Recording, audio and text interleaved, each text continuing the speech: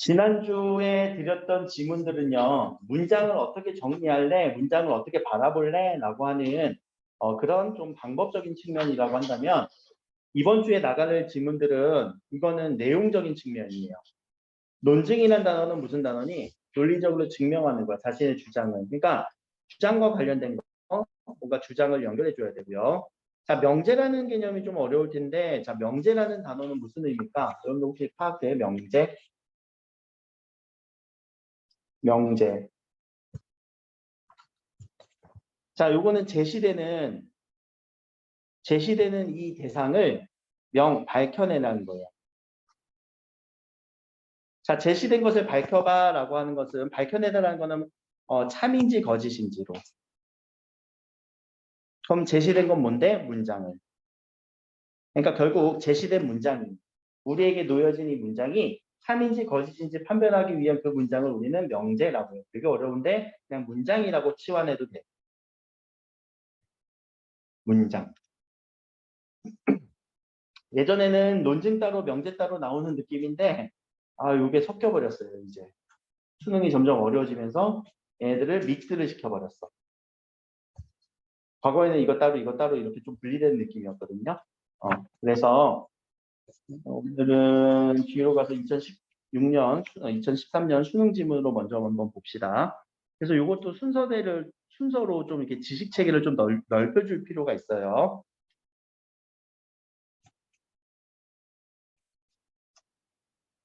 자, 그래서 이 지문은 논증 지문이라고 하는 이 2013년도 지문을 먼저 하시면서 논증의 방법 위에다 좀 써놓게. 연역, 귀납, 유추. 이 세 가지 방법은 배경 지식으로 알고 있을 만큼 이제 너무 흔한 지문이 됐어요. 여러분들도 다 알 거야. 연역이 뭐고 귀납이 뭐고 유추가 뭐지.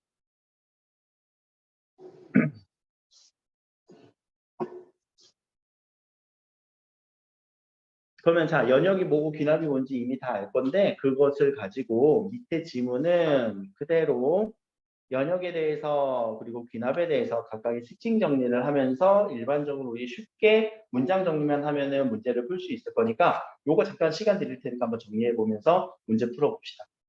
알겠죠? 문제까지 풀어보세요.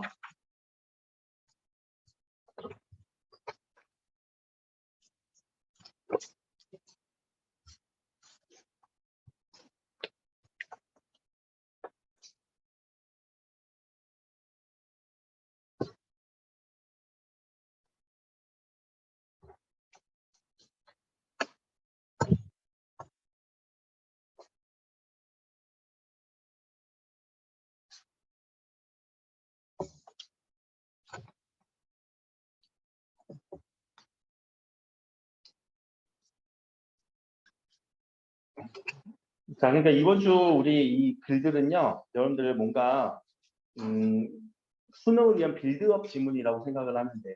논증도 연역, 귀납, 뭐 유추 이런 논증에 대한 지금 지문이 있는데 앞 지문도 잠깐만 볼게. 2016년에 뭐 귀납이 또 뭔지 이렇게 또 설명을 했지. 또 2017년도에 유비 논증. 자, 이 유비라는 게 유추예요.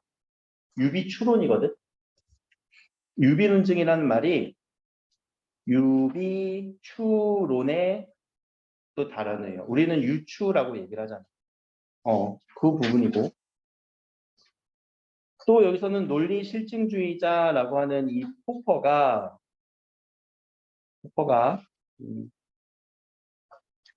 과학적 지식이 되는 여러 가지 얘기인데 우리가 과학적 지식이라고 얘기하는 게 이번에 또 나왔지. 이번 지문에서. 뭐가 과학적 지식이 된대? 얘들아? 앞에 문단에서 1문단에서 과학적 지식이 되는 거 나왔다. 못 찾았구나? 자, 그러면 지문 정리 안 됐네. 같이 해보자. 자, 지문을 정리해야 돼요. 아직은 여러분들 정리. 지문만 정리하면 문제 풀려.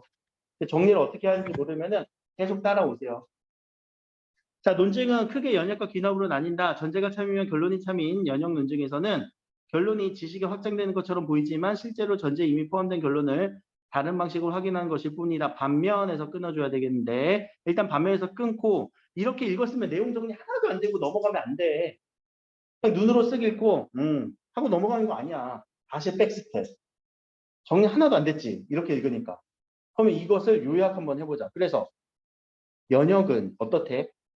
주어 누구야? 연역 논증은 이게 주어잖아. 확인하는 것일 뿐이야. 그래서 이 내용을 요약해보자. 긴 내용을 요약해보자. 그래, 이거는 쓰레기야. 이런 느낌으로. 파악을 해보라고. 이거는 별거 아니야. 지식 확정 안 돼. 라는 말이잖아. 쓰레기야. 뭐 얘 쓰레기라고 하긴 좀 그렇고. 그냥 내 느낌은 그랬다고. 이거는 그렇게 중요한 게 아니야. 뭐 이런 식으로도 파악이 되면 됐잖아. 그치? 그런데 반면, 그럼 반면이라는 단어가 나왔네요. 그럼 우리 유추가 될 거야. 추론이 될 거야. 반면 뒤에 귀납은 어떻다고? 이건 지식 확장 아니야. 그럼 반면 뒤에는 뭐가 나와야 돼? 이게 지식 확장이야 라고 얘기하고 있니? 귀납 논증은 전제들이 모두 참이라 해도 결론이 확실히 참여되는 건 아니지만 비록 몸이 있지만 아니 우리 지식 확전해 준다는 장점이 있다. 그래 여기는 지식 확장이야. 이렇게 문장을 정리해서 파악해 주는 게 일단 문장이 정리가 되고 무슨 내용을 얘기하는지 우리가 파악해 주는 게 그게 먼저야. 독해가 너무 긴 지문이잖아요. 벌써 한 문장이 어디서 끝나니? 여기부터 시작해갖고. 여기서 끝나잖아. 이거 읽으면은 그냥 한 번에 쭉 읽고 넘어오면 절대 정리가 안 돼. 문장은 너무 길고, 그치? 그래서 제일 중요한 거는 이거 찾는 연습하세요. 지금 여기서 문장이 바로바로 캐치가 안 되시는 분들은요. 서술어부터 찾으시고요. 그리고 주어 순으로 찾아서 문장을 파악해 보세요. 서술어부터 찾아서 주어 파악. 그러면 자, 여기부터 여기까지의 전체적인 서술어는 누구야? 확인하는 것일 뿐이다. 뭐 이런 느낌이 서술어 부분이겠죠. 뭐는 뭐일 뿐이다. 뭐는 주어. 연용 논증은 이것일 뿐이다. 그러면 의미 파악 바로 되니 안 되니? 아니야. 핵심 의미가 빠졌지. 뭐는 뭐일 뿐이다. 그럼 그 안에 뭐는 뭐일 뿐이다 라고 하는 그 부분을 문장에서 핵심 부분이라고 하거든요. 필수 부분. 그러니까 문장 성분 우리 공부하신 분들은 뭐 주어, 서술어, 목적어, 뭐 주성분, 부속성분 그거 공부하자는 게 아니라 서술어 찾고 주어 찾았는데 의미 파악이 잘 안 돼요. 우리 독서 지문에서. 그리고 나서 파악하는 게 필수 부분이에요. 요거는 이제 막 문장 정리하는 연습하는 건데 이 필수 부분의 의미는 그러면은 결론적으로 파악하면 돼요. 그래서 필수 부분에서 뭐라고? 지식 확장 아니야 라는 얘기한 거잖아요. 뭐는 연역 논증은 지식 확장 아니야 라고 얘기한 거잖아. 그 의미로 파악하고 넘어가면 벌써 우리는 요 네 줄, 세 줄, 가득 찬 세 줄에 한 문장짜리가 파악이 되고 넘어가는 거예요. 그럼 그렇게 연습을 또 한번 해볼까? 뒤에 문장?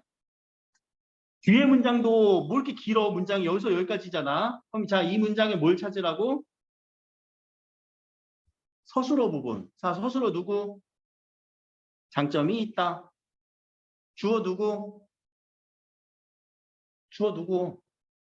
귀납 논증은. 귀납 논증은 장점이 있다. 그럼 우리 그 장점이 뭔지를 찾으면 되겠지. 자, 필수 부분. 무슨 장점?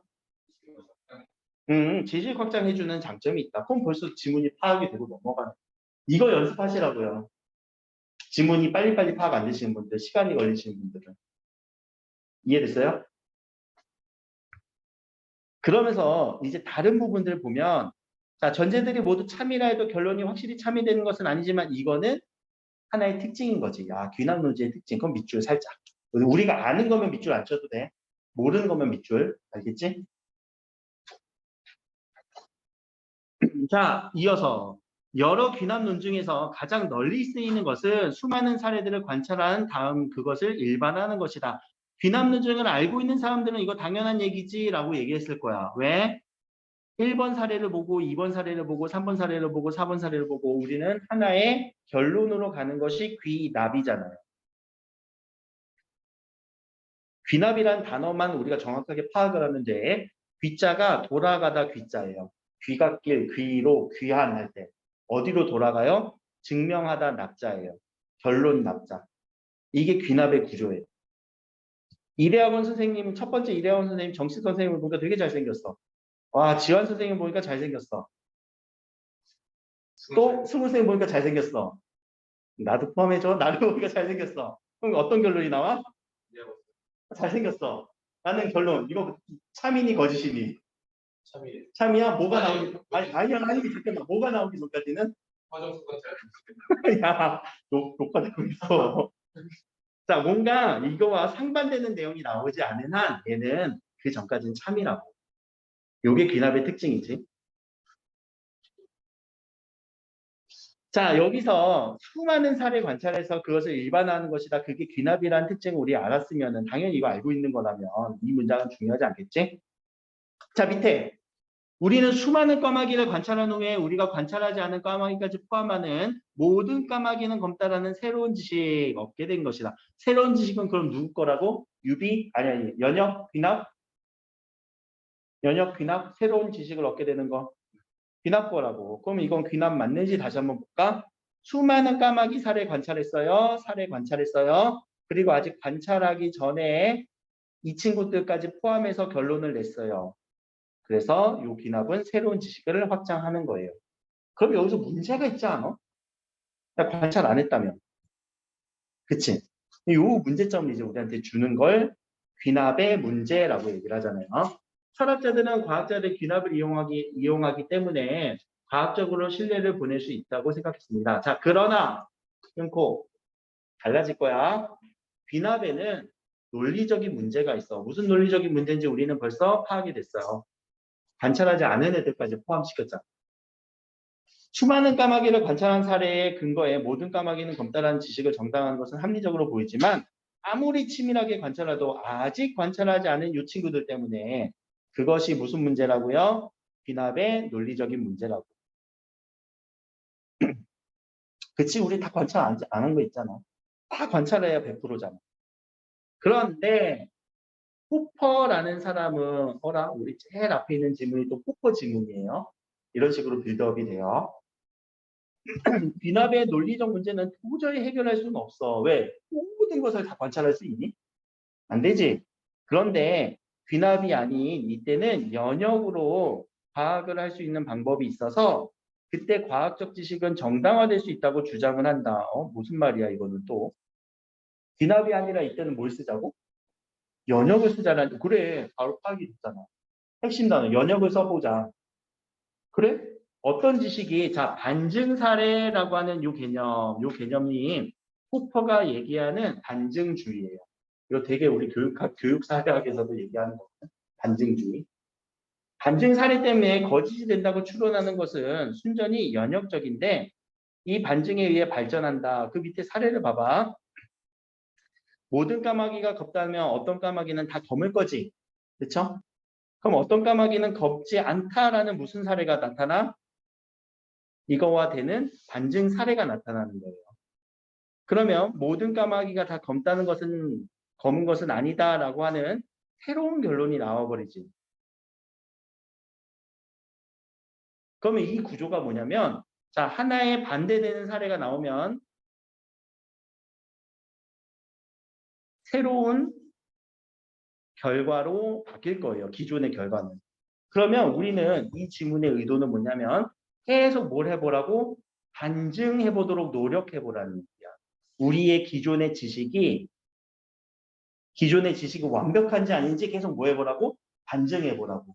근데 반증이 안 통하면 우리의 지식은 어떤 지식이야? 아직은 통하는 지식이라고. 그게 이 포퍼가 얘기하는 반증주의예요. 그래서 밑에 부분 모든 까마귀는 겁다라는 지식은 귀납에 의해서 참임을 보여줄 수는 없어. 왜? 모든 것을 확인할 수는 없으니까. 근데 니은이 참임이 밝혀진다고 한다면 반증을 한다고 한다면 거짓임은 보여줄 수 있겠지. 근데 아직 참임이 밝혀지지 않는다면 반증을 할 수가 없다면 반대 사례가 아직 밝혀지지 않는다면 그 지식을 거짓이라고 말할 수도 없겠지. 여전히 유효한 지식이겠죠. 자, 그래서 포퍼가 얘기하는 것은 우리가 받아들이는 과학적 지식은 반증의 시도로부터 아직까지는 잘 견뎌온 거야. 잘 견디다라는 말을 조금 더 풀어서 생각해 볼까? 뭐가 나타나지 않는 거야? 반대 사례가 나타나지 라는 그런 부분이겠죠. 참신하고 대담한 가설을 제시하고 그것이 거짓이라는 증거를 제시하려는 노력, 반증주의예요. 실제로 반증이 되면 실패하는 과학적 지식이 되지만 반증의 시도로부터 끝까지 살아남으면 성공적인 과학 지식이 되는 겁니다. 자, 이게 우리 과학의 어떤 패턴이에요. 지금까지 우리 과학은 뒤집히는 순간 다른 과학이 막 이렇게 치고 올라오는 거 보이지? 여러분들 그렇게 느꼈니? 그러면서 어디까지도 실리냐면 교과서에도 실려. 항상 교과서 보면 무슨 계정 교육과정, 무슨 계정 교육과정이잖아. 여러분들 시대의 교과서랑 제 시대의 교과서가 다 다르다는 거 알죠? 왜? 그 사이에 이렇게 반증이 시도돼 갖고 쓰레기 된 지식들이 많아. 그럼 여러분들이 배웠던 거랑 내가 배웠던 거랑 다른 게 많아.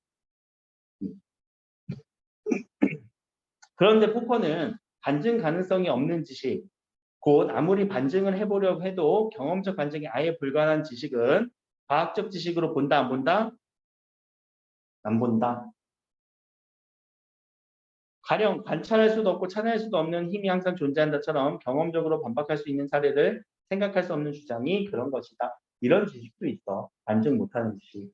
그거는 과학적 지식이 아니다. 라고 얘기를 하고 있죠. 정리 끝.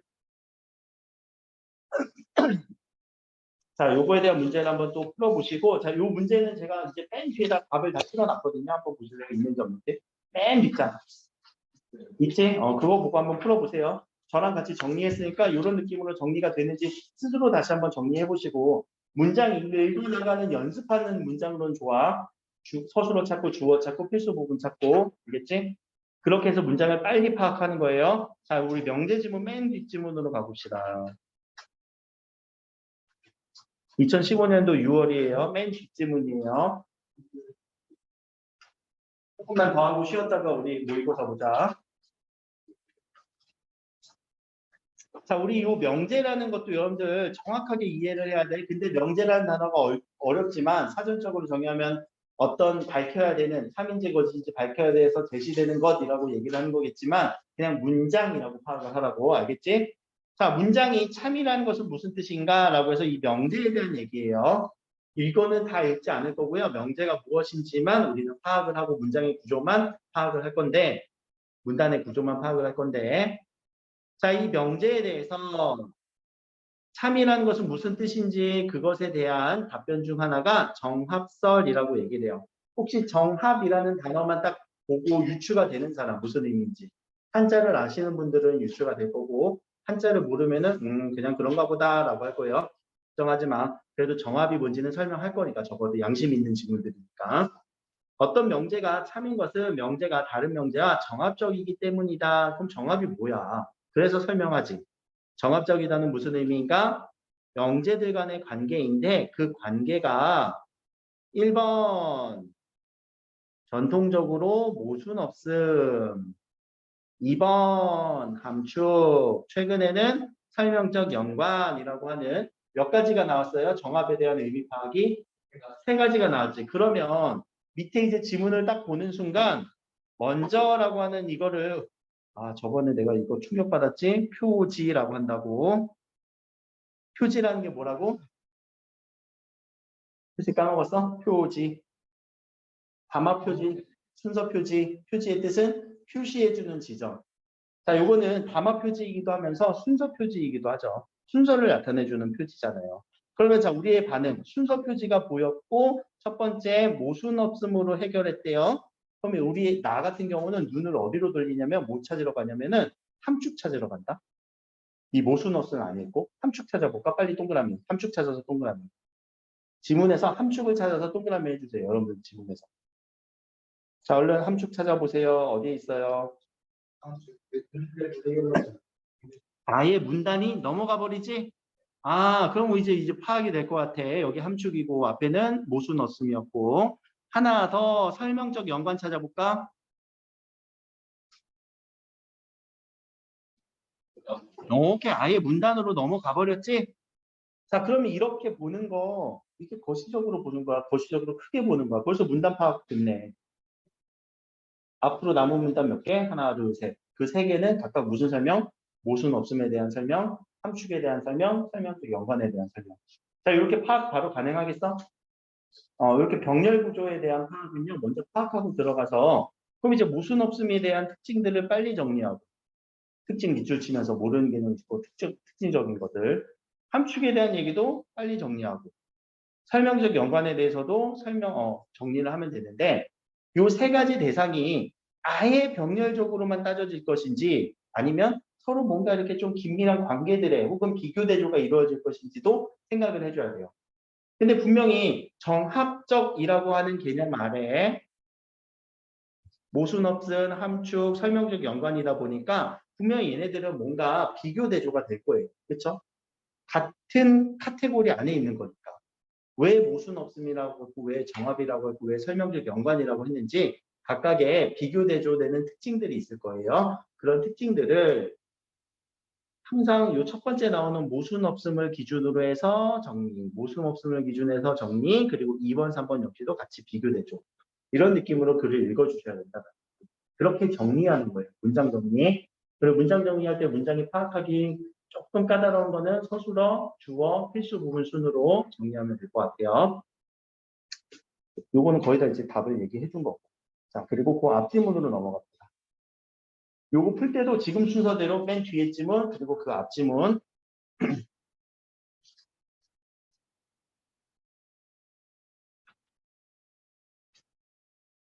자, 하나 이제 미리 설명을 좀 드리려고 하는데,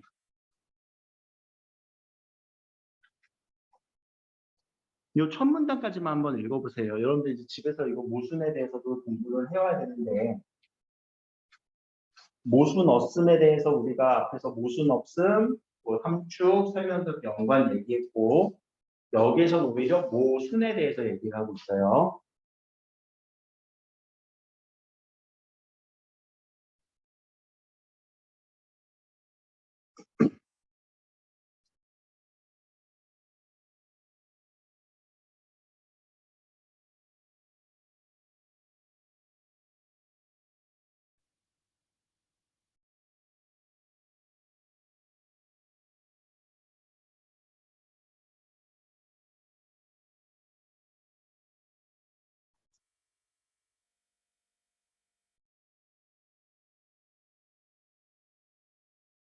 모순에 대해서도 여러분들이 이제 파악을 하고 정리하는 그 능력을 키워야 돼요. 나중에는 논증에 모순까지 더해갖고 명제까지 더해갖고 말도 안 되는 지문이 나오거든. 근데 여러분들이 차근차근 이런 부분들이 좀 빌드업이 됐다면 쉽게 읽힐 것이고 와, 모순이 뭐야? 생각이 든다면 그 지문은 이미 버리는 지문이 될 거고.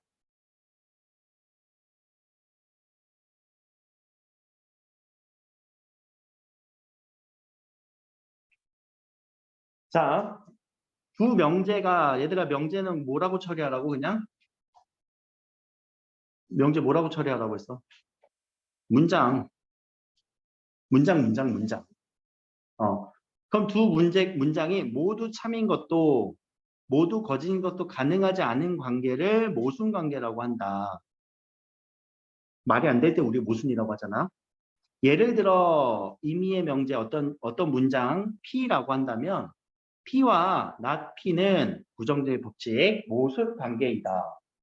P와 not P는 모순 관계예요. P와 not P는 모순 관계래요. 왜? 모순의 의미는 뭐라고요? 모두 참인 것도 모두 거짓인 것은 가능하지 않대. 자, P가 만약에 참이면은 not P는 뭐가 돼야 되니? 거짓이지. 그러니까 둘은 항상 둘 다 참이 될 수 있어 없어?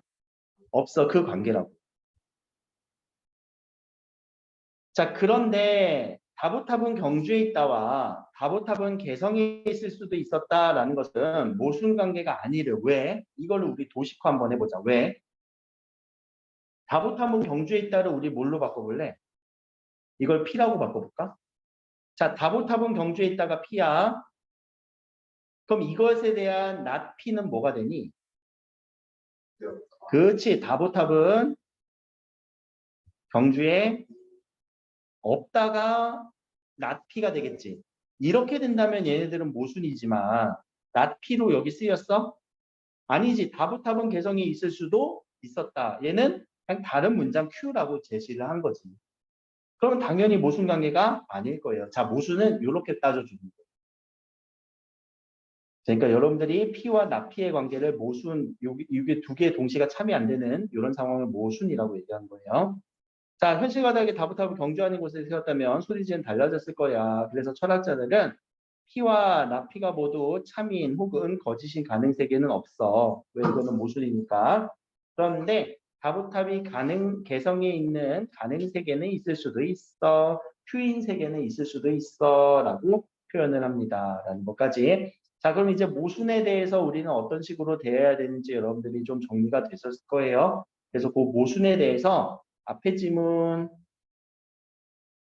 여기서도 뭐 모순은 아니지만, 이건 모순은 아니지만, 오히려 이 지문이 더 어려울 거예요. 그래서 앞에 지문에 있는 모순 없음, 함축, 설명적 연관이 무슨 개념인지 개념부터 좀 정리하시고, 그리고 여기 와서 이 가능세계라고 하는 것을 모순이 일어나지 않은 가능세계에 대해서도 여러분들이 정리를 한번 해보시고 난 다음에 궁극적으로는 이 지문은 다음 주에 나갈 어떤 한 지문을 위해서 제가 지금 막 빌드업을 하는 거예요.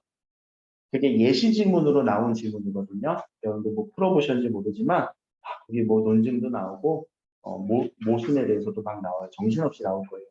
그 지문에 대해서는 제가 다음 주에 이제 관련 지문을 묶어서 또 드릴 테니까 잘 정리 한번 해보세요. 이 지문에 대해서. 그리고 풀고 와서 한번 또 정리 한번 해봅시다. 많이 틀린 거 위주로 지문을 살펴볼 테니까 풀어보시고 틀린 부분에 대해서 틀린 개수 정확하게 파악해보고 왜 틀렸는지 한참 고민해와야 돼. 알겠지? 자, 여기까지 하고요. 8시 반에 시작할 거니까 그래도 한 3분 전에는 미리 와서 앉아 있어야 돼. 알겠지?